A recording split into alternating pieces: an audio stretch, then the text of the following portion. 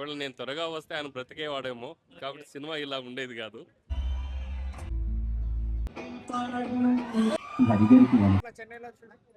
బాగుంది, సూపర్ ఉంది,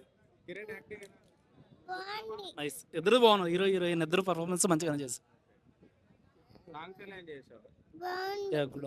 feel good songs చాలా బాగున్నాయి. Movie excellent. కిరణ్ అబ్బవరకు ఇంకో హిట్ పడింది. బాగుంది.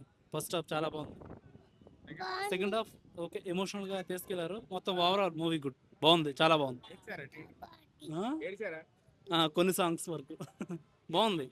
హీరో హీరోయిన్ పర్ఫార్మెన్స్ అయితే చాలా బాగుంది. Highlights hero heroine performance highlights, మొత్తం వాళ్ళే నడిపించారు సినిమాని మొత్తం. డైరెక్షన్ కూడా యాజ్ యూజువల్ చాలా బాగుంది.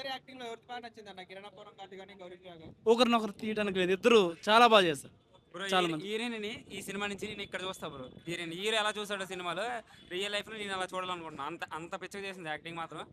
ముందు సినిమాలో అయితే ఈ సినిమా నుంచి మాత్రం హీరోయిన్ మాత్రం యాక్టింగ్ పీక్స్ లో ఉంది. లవ్ స్టోరీ బాగానే వర్కౌట్ అయింది. కొంచెం ల్యాగ్ అంటున్నారు, నాకేం అనిపించలేదు. సినిమా 3 hours కంఫర్టబుల్ గానే చూడొచ్చు. సినిమా మాత్రం పక్కా చూడండి. ఇది ఈ మ్యూజిక్ అంతా మణిశర్మ మ్యూజిక్ బాగానే ఇచ్చాడు బ్రో. కొన్ని సీన్స్ లో కొంచెం ల్యాగ్ అనిపించినా సరే సినిమా మాత్రం హై క్లాస్. ఎవరు ఎలా చెప్తున్నారో రివ్యూస్ నమ్మద్దు. సినిమా మాత్రం pure love story. First love ని డెఫినెట్లీ మళ్ళీ గుర్తు చేస్తుంది ఈ సినిమా నుంచి. ఖచ్చితంగా మనం చాలా రీజన్స్ వల్ల కోల్పోతూ ఉంటాం మన లవ్ని. అదే రీజన్ మనకు తెలియకుండా పర్సన్ని మన లైఫ్ నుంచి దూరం చేసుకుంటాం. మళ్ళీ ఒకసారి ఆలోచించి మళ్ళీ మెసేజ్ చేస్తే, ఐ మీన్ కాల్ చేసినా సరే డెఫినెట్లీ మళ్ళీ కలిసే ఛాన్సెస్ చాలా ఉంటాయి. అది తెలియక చిన్న ఈగోల వల్ల వదిలేసుకుంటాం మనం చాలా చాలా రీజన్స్. ఈ సినిమా నుంచి చాలా నేర్చుకోవచ్చు బ్రో. ఈ సినిమా నుంచి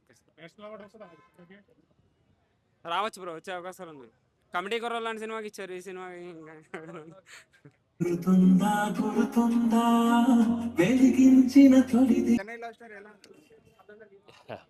ఇది యాక్చువల్గా నా కెరియర్లో నేను సినిమాలు చూడటం చాలా తక్కువ. కానీ ఈ చెన్నై లవ్ స్టోరీ ట్రైలర్ ఏదైతే ఉందో అది చూసిన తర్వాత ఇది తప్పనిసరిగా చూడాలని చెప్పేసి అనుకున్నాను. రెండోది ఏంటంటే ఈ సినిమాలో నా రోల్ కూడా ఒకటి ఉంది. లాస్ట్కి హీఈస్ నో మోర్ అని చెప్పేసి డాక్టర్గా ఆయన చనిపోయిన విషయాన్ని డిక్లేర్ చేసేది నేనే.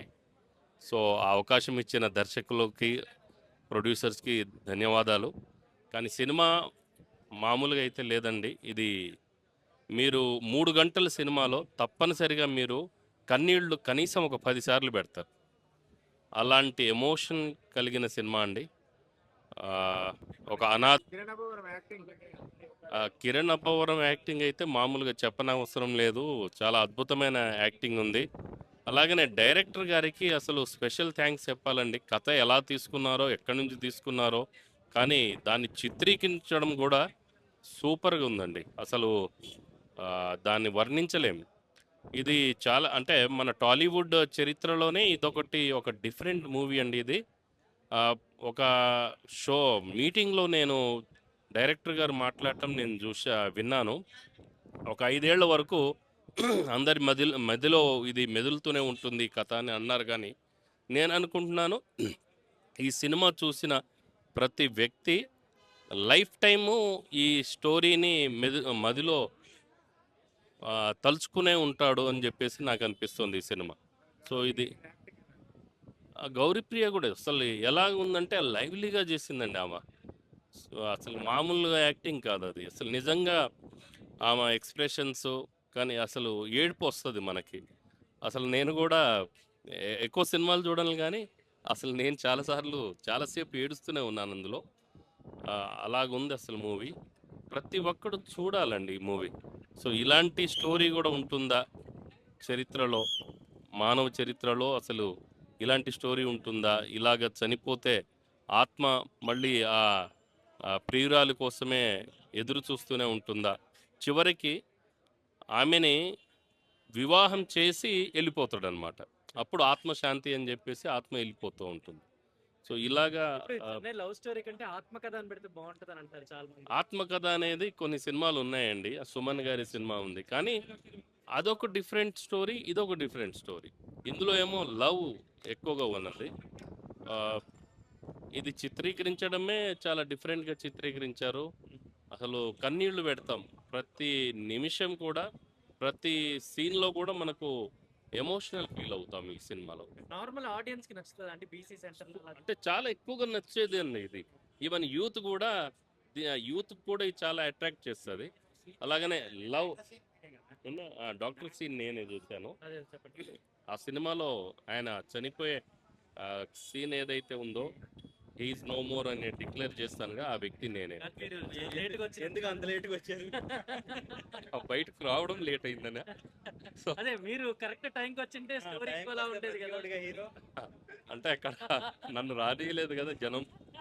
ఒకవేళ నేను త్వరగా వస్తే ఆయన బ్రతికేవాడేమో. కాబట్టి సినిమా ఇలా ఉండేది కాదు. కానీ చాలా ఎక్సలెంట్ మూవీ అండి. అంటే నేను ఇందులో యాక్ట్ చేశానని కాదు, కానీ నేను చాలా సినిమాలు చూశాను, యాక్ట్ చేశాను ఒక 30 సినిమాలు. కానీ 30 సినిమాల కంటే కూడా ఈ సినిమా షూట్ చేస్తున్నప్పుడే నాకు కన్నీళ్ళు వచ్చాయి.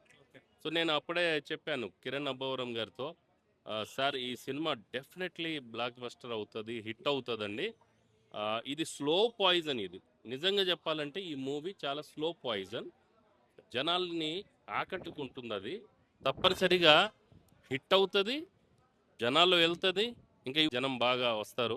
రేపు సాటర్డే సండే కూడా ఉంది. ఈ 1 వీక్లో ఇంకా జనం ఎక్కువగా వచ్చే అవకాశం ఉంటుంది. నిజానికి చెప్పాలంటే కిరణ్ అబ్బవరం గారి యాక్టింగ్ చాలా అద్భుతంగా ఉంది. అలాగనే గౌరీప్రియ గారి యాక్టింగ్, వాళ్ళిద్దరి కాంబినేషన్ మాత్రం సూపర్గా ఉందండి. అది తర్వాత అసలు దీన్ని చిత్రీకరించే విధానంలో కానీ అన్నింటిలో కూడా మరి రవి నంబూరి గారికి కూడా హ్యాట్స్ ఆఫ్ చెప్పాలి. నిజంగా ఆయన ఒక ప్రయోగశాల అనుకుంటున్నా నేను.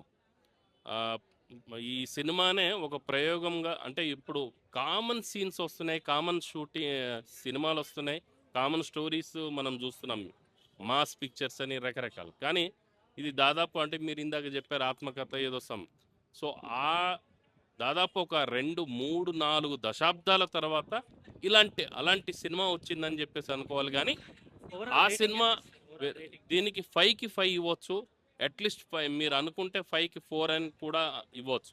ఎందుకని ఇందులో మైనస్ ఎక్కడ కనబడదు. ఈ సినిమాలో మైనస్ ఏ మాత్రం కనబడదు. అందరూ యూత్, చిన్న పెద్ద ఫ్యామిలీ అందరూ చూడదగ్గ సినిమా అండి ఇది. డెఫినెట్లీ ఇది గ్రేట్ సినిమా అవుతుంది ఇది. Thank you.